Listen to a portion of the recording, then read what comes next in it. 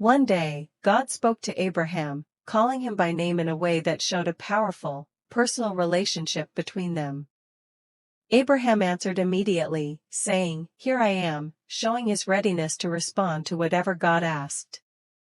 Then God gave him a command that was both shocking and heartbreaking. "Take your son, your only son, whom you love, Isaac, and go to the region of Moriah. Sacrifice him there as a burnt offering on a mountain I will show you." Abraham had waited years for Isaac, his beloved child, the son God had promised would make him the father of many nations. Yet here was God, asking him to give up that child in an act of faith and obedience. Abraham trusted God even though he must have been deeply conflicted and sorrowful. Without questioning, he made the preparations. He rose early the next morning, saddled his donkey, and took Isaac and 2 servants with him, along with wood for the burnt offering. They set out on a journey that would take 3 days, traveling across rough and arid terrain. When Abraham saw the mountain in the distance, he stopped and told his servants to wait there while he and Isaac went up to worship.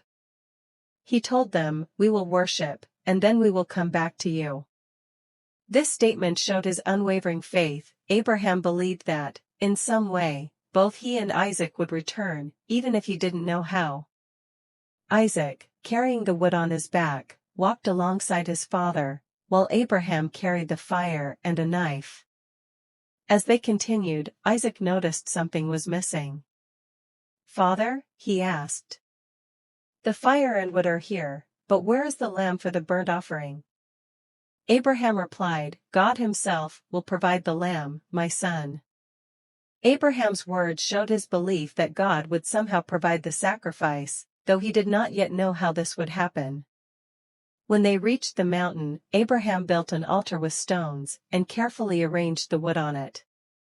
With a heavy heart, he then bound Isaac and laid him on top of the altar.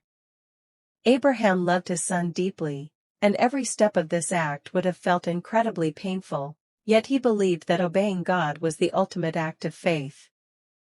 Just as he lifted the knife to slay his son, the angel of the Lord called out to him from heaven, "Abraham!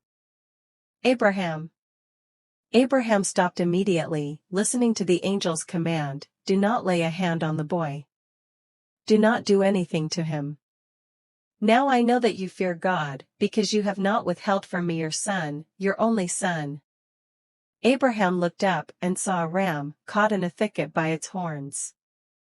He took the ram and sacrificed it as a burnt offering instead of his son.